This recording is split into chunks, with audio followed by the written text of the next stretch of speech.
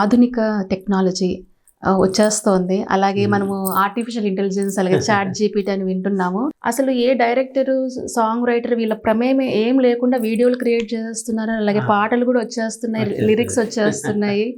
మరి ముందు ముందు మీరు ఏమనుకుంటున్నారు? అసలు సినిమా పరిశ్రమలో కానీ అలాగే పోయట్స్ కానీ కవులకు ఉనికి ఉంటుంది అనుకుంటున్నారా? లేకపోతే మా సినీ కవులకు కూడా ఉనికి ప్రశ్నార్థకం అవుతుందేమో.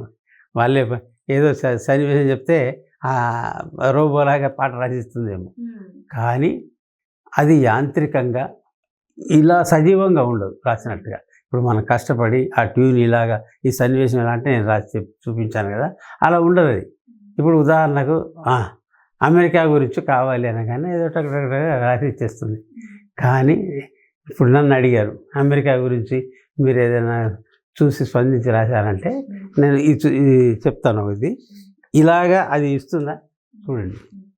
అమెరికా, ఇది అమెరికా, సకల సౌఖ్యముల అమెరికా, వినోదాలకు విజ్ఞానాలకు వింత భావనల వీచిక, నయాగరా జలపాతాల సరాగాల నవగీతాల వినిపించే ప్రియ పేటిక, వికసించే వనవాటిక, సాఫ్ట్వేరు ఇంజనీర్లతో సామర్థ్యం గల డాక్టర్లతో యాప్టుగా ఎదిగే అమెరికా, యమ మేధావుల కలయిక, ఆటపాటల ఏటేటా ఇలా తెలుగు తేటల సంస్కృతి తెలిపే అమెరికా, మనసుల కలిపే మాలిక, అమెరికా, ఇది అమెరికా, సకల సౌఖ్యముల అమెరికా.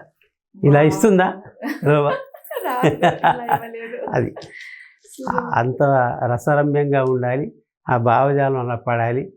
నైసర్గిక స్వరూపాన్ని, మన సంస్కృతిని చెప్పగలగాలి. అది యాంత్రికంగా ఏదో చెప్పేస్తుంది అలాగా. అది ఆ తేడా ఉంటుంది. కాబట్టి దాని గురించి మనం భయపడాల్సిన పని లేదు. తప్పకుండా మంచి పాట 10 కాలాలు నిలబడుతుంది.